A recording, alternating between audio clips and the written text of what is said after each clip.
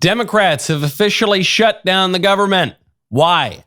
Republicans are arguing that the Dems shut down the government to give health care to illegal aliens. Democrats are responding that they only shut down the government to give health care to legal immigrants as well as other Americans. In reality, the shutdown has almost nothing to do with health care, and it has everything to do with Democrats' historically bad poll numbers right now. We'll get into the minutia. I'm Michael Knowles. This is the Michael Knowles Show.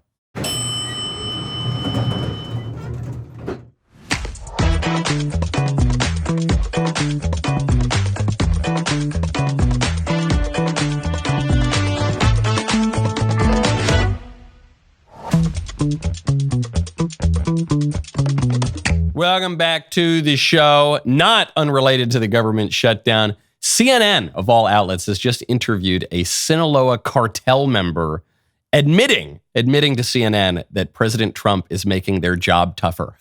That's when CNN is running essentially campaign ads for Republicans. You know things are tough for Dems. We will get into that, but first, I want to tell you about Shopify. Go to shopify.com/Knowles. Starting a business is very, very tough. And if you want to have the absolute best shot to keep things moving smoothly and keep growing, you're going to want to check out Shopify. Shopify is the commerce platform behind millions of businesses around the world and 10% of all e-commerce in the US. We even use it for our own DailyWire shop to make sure things are running smoothly and efficiently so you can get all the goods. You might be asking, what if I can't design a website? What if I'm worried people haven't heard about my brand? No problem. Shopify's got you covered from the start with beautiful, ready-to-go templates that match your brand style and helps you find customers through easy-to-run email and social media campaigns. If you need a hand with everyday tasks, their AI tools created specifically for commerce can help enhance product images, write descriptions, and more. Plus, their award-winning customer support is available 24/7 to share advice if you ever get stuck. Turn your big business idea into with Shopify on your side. Sign up for your $1 per month trial and start selling today at shopify.com/Knowles. That is shopify.com/Knowles, K-N-W-L-E-S, shopify.com/Knowles. Why is the government shut down? Is it because, as the Republicans contend, Democrats want to give health care to illegal aliens? Democrats do, I'm sure, want to give health care to illegal aliens, but I don't think that's quite what's going on. Is it because, as the Democrats contend, they just want to give health care to all Americans and those Republicans want to let Americans die in the streets? No, I don't think it's that either.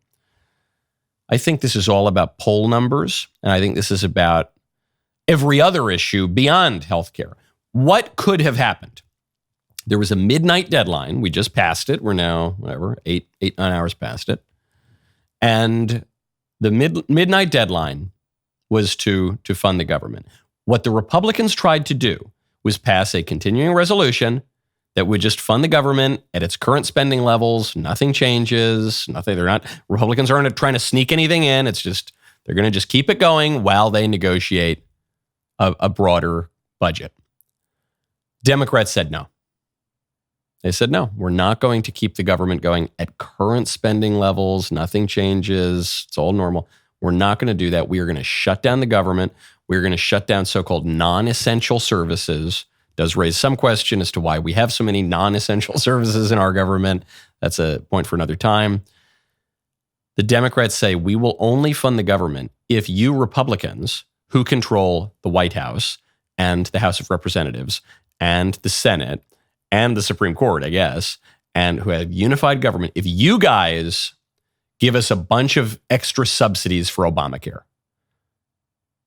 Obamacare. What?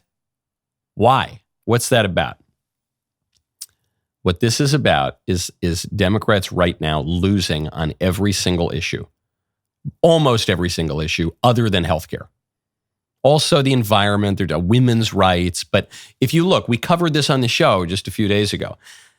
Right now, and we're 9 months into President Trump's second term?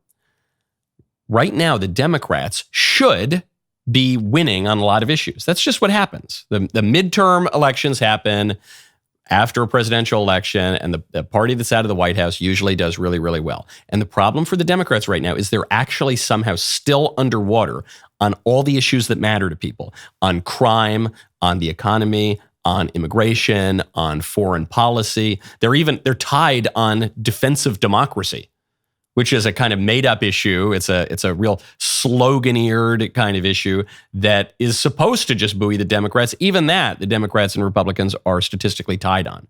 The only issues that the Democrats are still doing all right on are women's rights, the environment, whatever, and healthcare. Healthcare is one that the Democrats historically can lean on, and so they're doubling down on that.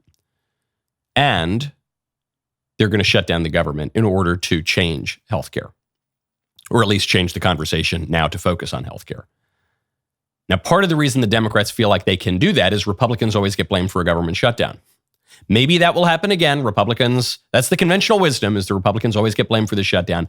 I'm not so sure it's going to work this time. You have to remember, we've just endured a seismic political shift. The coalitions have changed. A lot of voters that have historically gone to the Dems have moved significantly to the right, including black men, including women of all kinds, including young women, especially young voters moved 10 points in 2024. The GOP has flipped the script on a lot of issues, on things like tariffs, on things like immigration to some degree, on things like foreign wars. So I'm not sure that the conventional wisdom holds, rather. I'm not sure that past really is precedent here. And on top of that, the voters gave Republicans a unified government. So it does not stand to reason that the party that controls the entire government would shut down the government.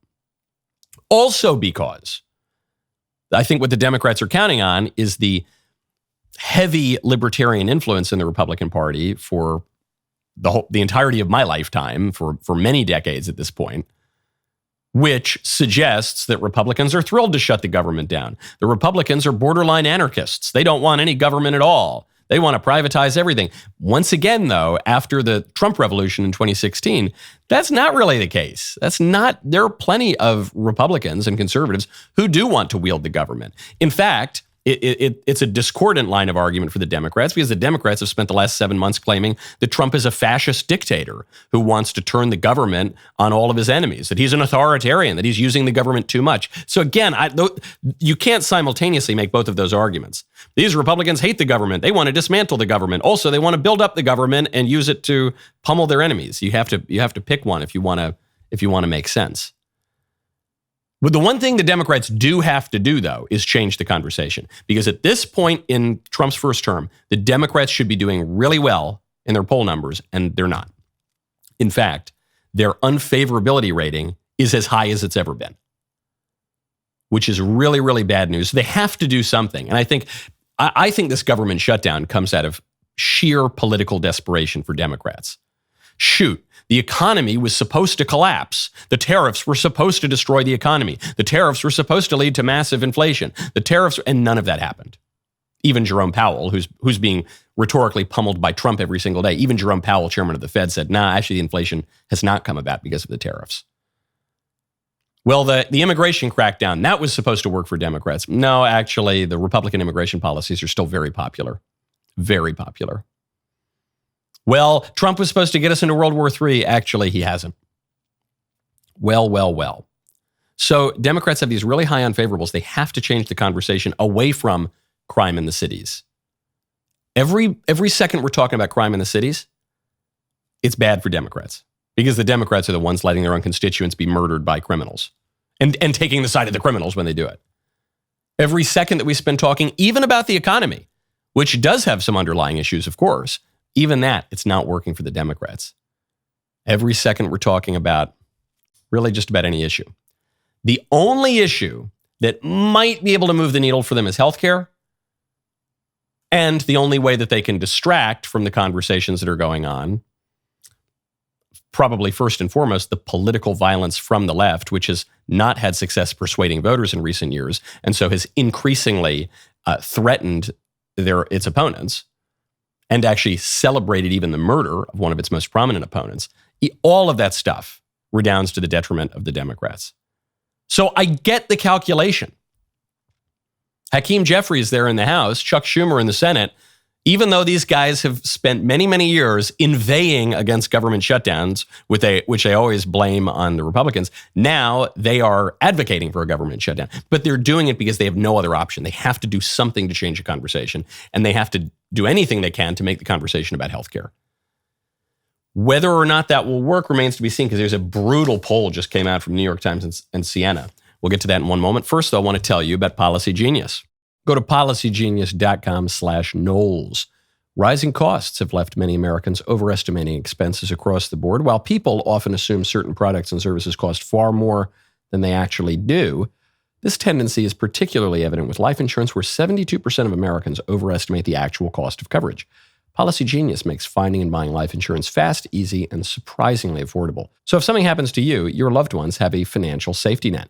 See if Policy Genius can help you find 20-year life insurance policies starting at just $276 a year for $1 million in coverage. Life insurance, very, very important for your family someday, without question. Also for you, just to have peace of mind. Do the responsible thing and do it in the most efficient, cost-effective way possible. Shopping for life insurance does not have to be complicated. Policy Genius proves just that. With just a few clicks, you can compare quotes from top insurers, see all your options laid out clearly, no confusing jargon, no guesswork. Secure your family's financial future today with Policy Genius. Go to policygenius.com/Knowles to compare life insurance quotes from top companies, see how much you could save. policygenius.com/Knowles. New York Times Siena poll, September 22nd through 27th, so quite recent. Views on whether the Democrats should or should not shut down the government if their demands are not met. So right there off the top, I know what Democrats are going to say. They're going to say, that's a push poll. That's a loaded question. Why are you blaming the shutdown on the Democrats? And the answer is, because the Democrats are obviously the ones doing it. The Republicans control the government. They very much do not want to shut down the government. The only party advocating to shut down the government is the Democrats. Even the New York Times is admitting it. So you don't go after the New York Times if you're on the left. Trust me, if the New York Times could spin this in a way that would blame Republicans, I'm sure they would. They just can't. It's not possible. So if the Times isn't going to succeed at it, I don't think you, random Democrat congressmen, are going to succeed at it either. What does the poll say? All respondents, only 27% say that the Dems should shut down the government. 65% say they should not. Only 1 in 4 voters, just about, says the Dems should shut down the government.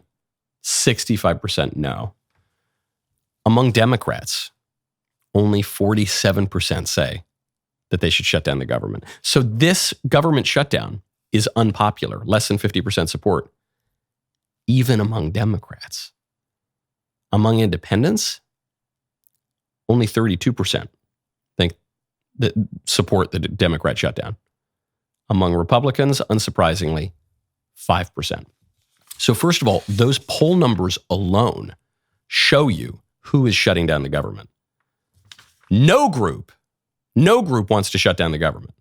There is no majority of any political group in the country that wants to shut down the government.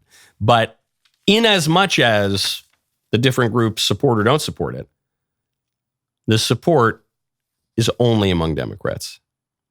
Basically, no Republicans support this. So in my mind, if the media do not have their hegemonic power that they once did,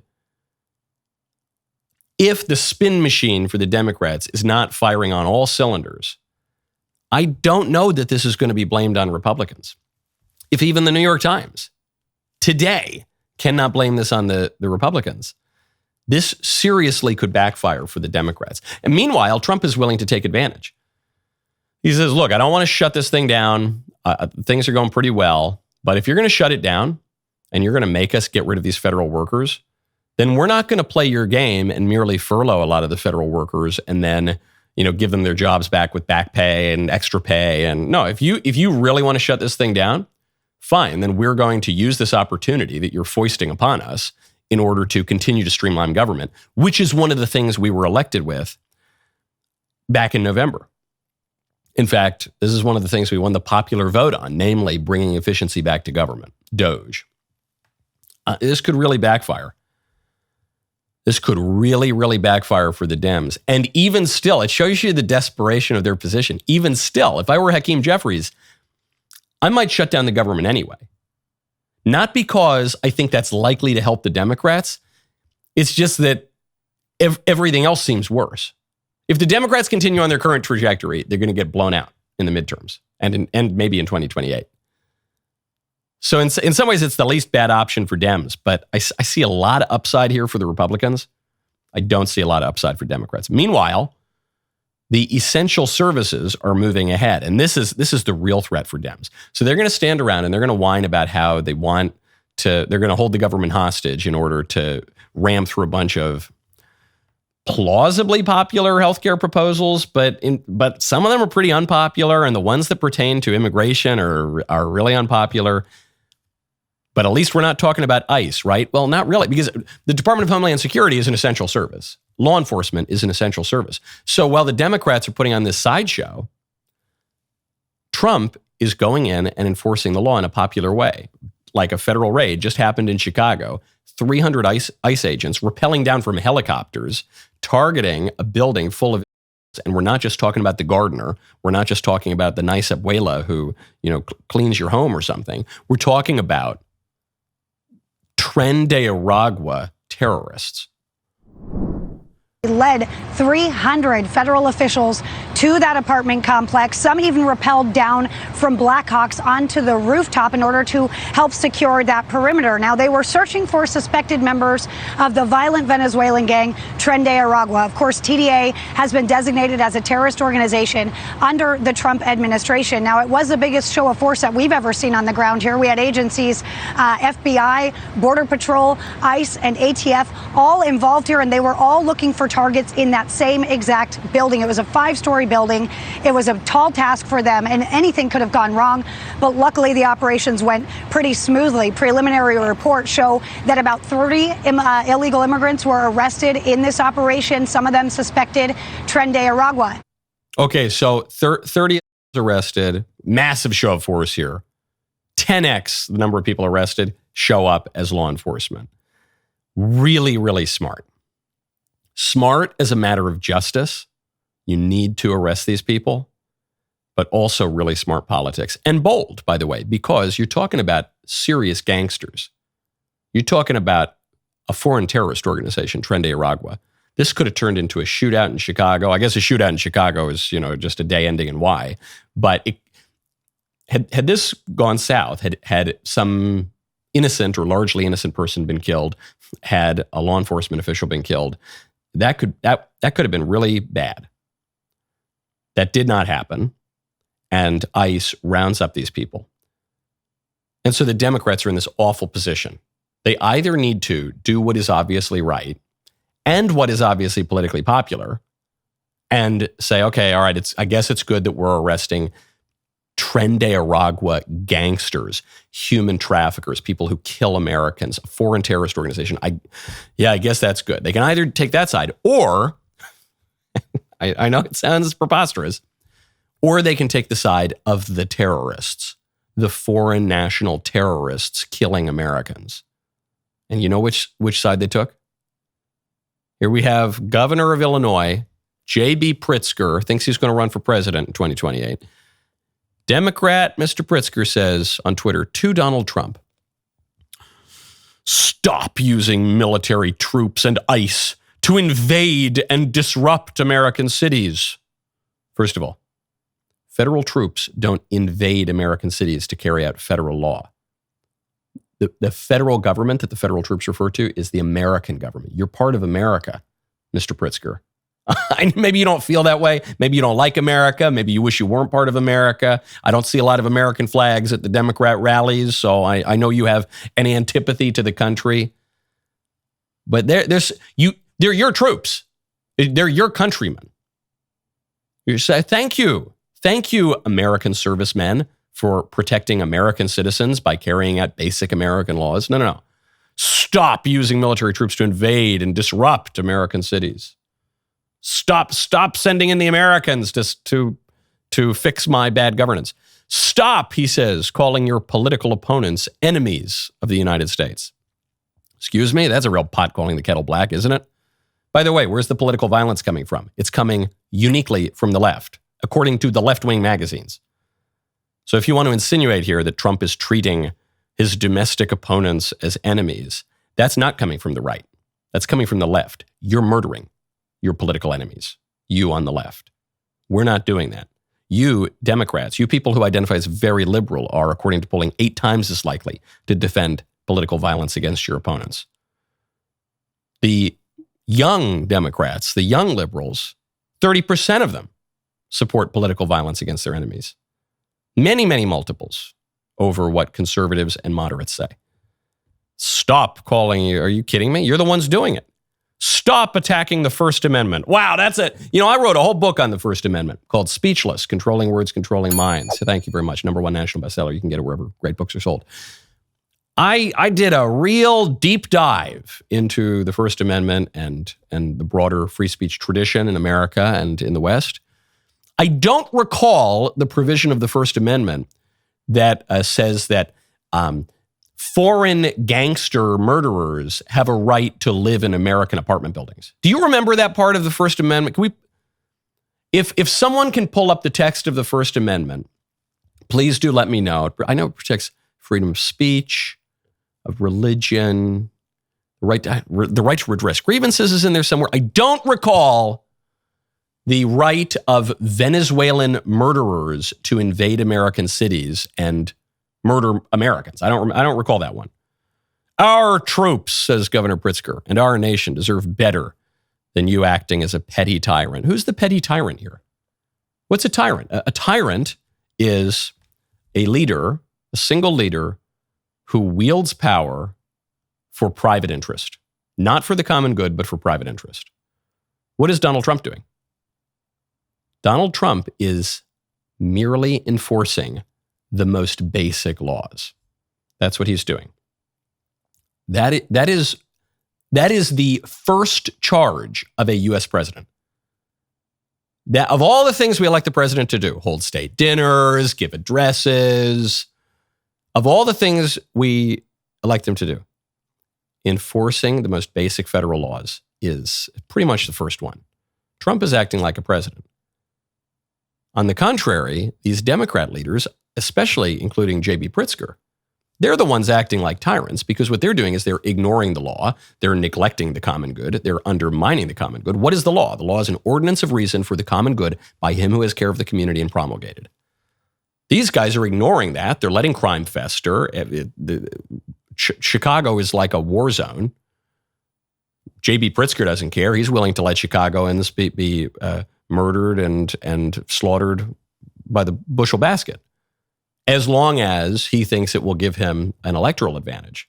And the chief way that the Democrats have tried to gain an electoral advantage is by flooding the country with it, largely including these criminals and these gangsters. Who's acting like the tyrant? It's the Democrats. This is a terrible response by Pritzker and by the Democrats broadly. But once again, I don't think we can leave the analysis at, wow, these dumb Democrats, boy, they should get their act together, right? Because it's actually, they're in a tougher spot than that. You have to have almost a little more sympathy for them. What are they going to do? Are they suddenly going to come out in defense of enforcing immigration law? In defense of national sovereignty, in defense of borders, in defense of the right of citizens to determine who gets to come into their country? No, if they do that, they're conceding the whole point to Trump. And they're going to lose the electoral advantage that they were cynically trying to gain by flooding the country with foreigners. Are they suddenly going to defend law enforcement? Then they're ceding the point to Trump. They're in a tough spot. Trump has staked out virtually all of the popular positions on issues. With a few exceptions, right? The healthcare is the Hail Mary for the Democrats. But with a few exceptions, Trump has all the popular views. That's how he won the popular vote. Democrats, on the other hand, they're on the wrong side of virtually every single issue. And so long as that dynamic continues, so long as the Democrats remain Democrats, then Trump is going to enforce the law. He's going to look like a hero. Pritzker is going to look feckless at best and nefarious at worst. Now, you don't just need to take my word for it. Trump's popular and effective immigration policy is being lauded not only by Republicans, but by CNN, one of his big political rivals in the media, and even by the foreign gangsters. We'll get to that momentarily. First, though, I want to tell you about Chevron. America is built on hard work and powered by American energy. Chevron has spent $44 billion with local businesses across all 50 states since 2022, fueling infrastructure and communities, all while strengthening local economies. Last year, Chevron increased U.S. production nearly 20%, powering communities and businesses. From the heartlands to the coasts, we're helping to fuel America's energy advantage, building a brighter future right here at home. Visit chevron.com/America to discover more. CNN runs a quick little interview here with a cartel leader, Sinaloa cartel, talking about the dangers of being involved in the cartel, what that looks like. And CNN asks this cartel leader, hey, is Trump's policy making your life tougher? Because the ideal answer for the Democrats is, no, Trump's policy is ineffective, and we're still doing whatever we want, and Trump's a bumbling idiot, and he's distracting, and he's going after lawful, legal Americans, blah, blah, blah. Right, that's the right answer for the Dems. Here's the answer they get. Do you think what President Trump has been doing has been making your job tougher? Oh, yeah. Yeah. Yes? Yes. But it's becoming more difficult, you think? Yeah.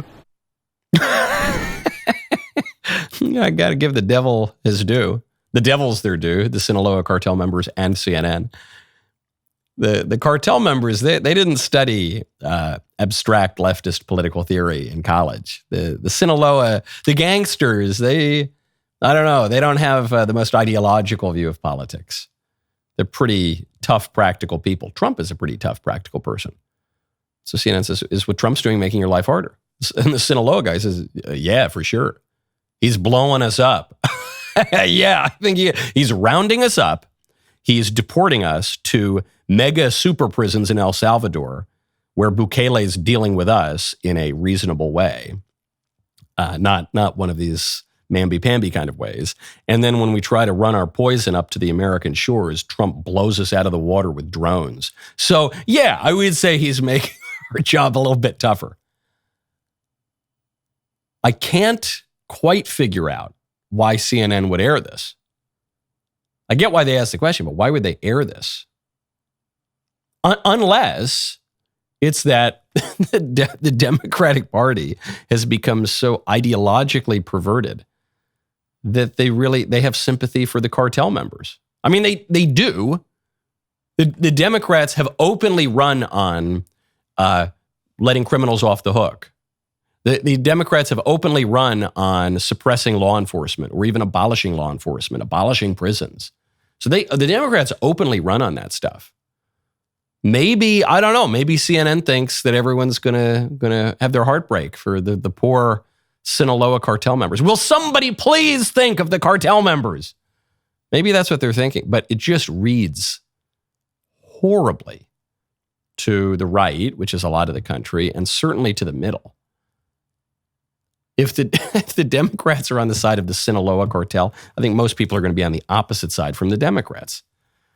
Now, the Times had a smarter way to go after Trump's immigration policy, which is one of the most popular things he's doing.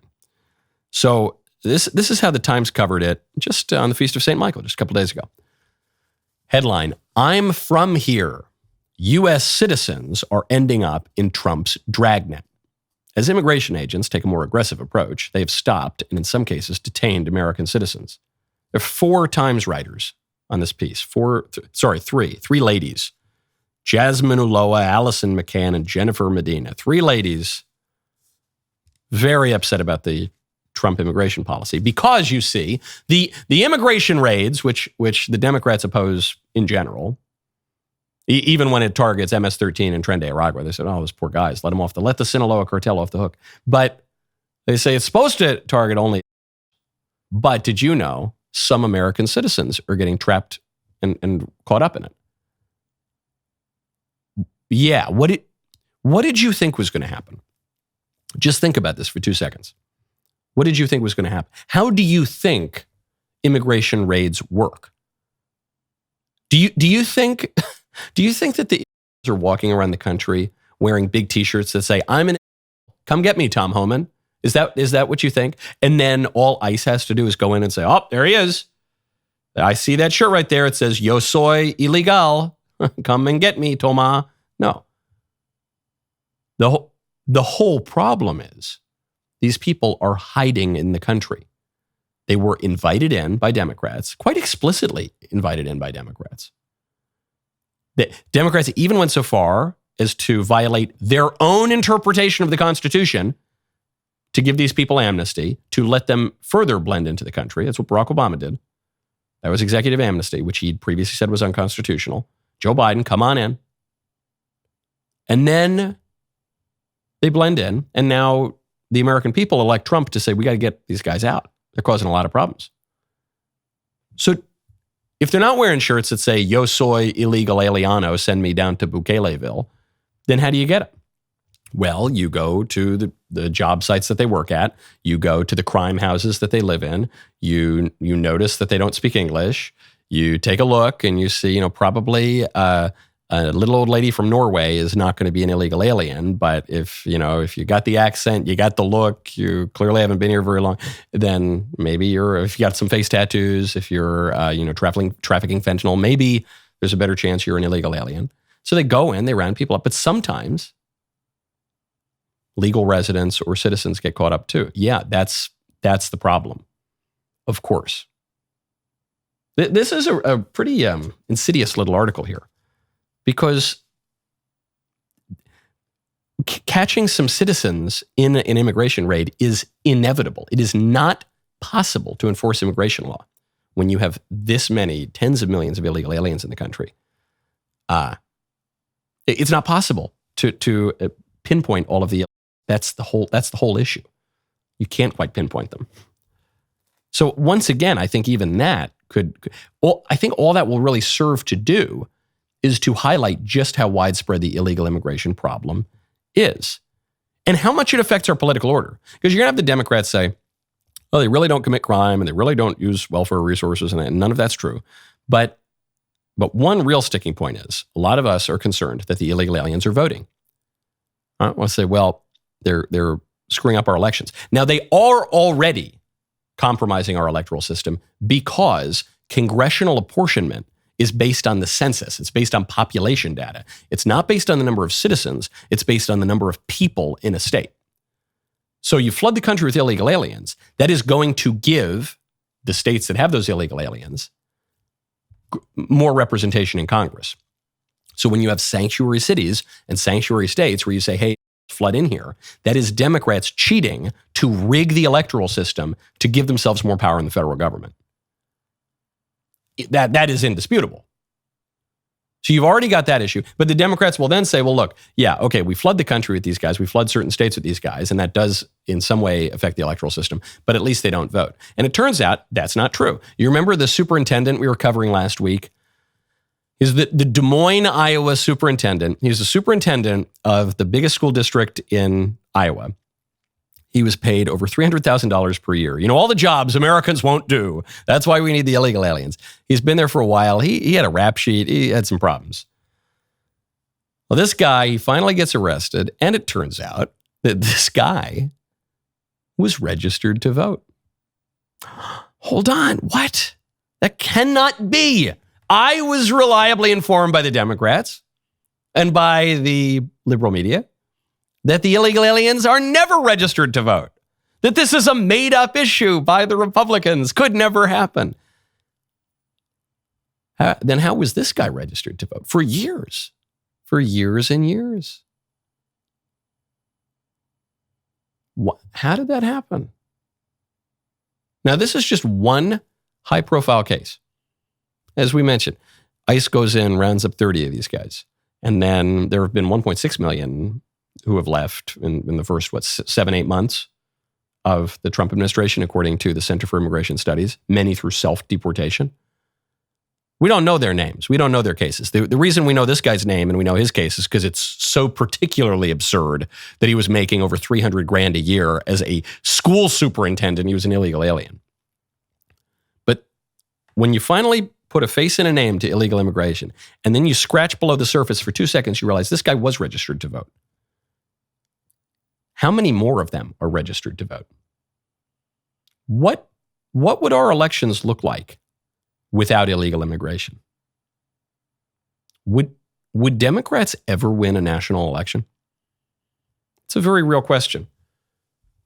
And I know there are going to be all these warning labels. No, actually, no, illegal aliens don't vote. No, there's probably going to be a warning label on my video today from the big tech companies. Well, how do you explain that? Like, there's your proof that the illegal aliens are in fact registered to vote. Once again, any way the conversation turns, it just seems like the bill is coming due for Democrats. Bill started to come due in November.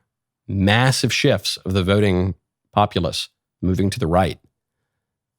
And as the Republicans now do have the government, are wielding the government to uncover the Democrat perfidy on this and all the other issues.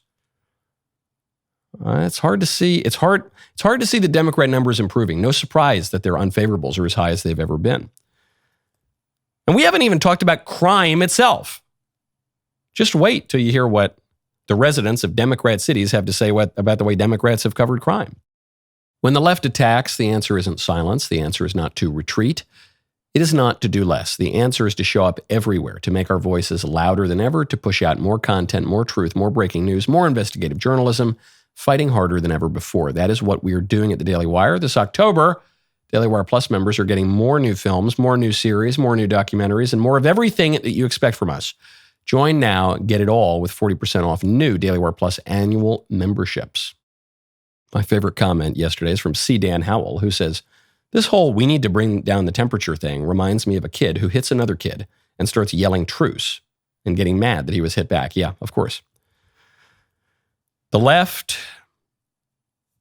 murders its political opponent, threatens its political opponents, murders its political opponents, excuses the murder of its political opponents, in some cases celebrates the murder of its political opponents, and then demands that its political opponents bring down the temperature.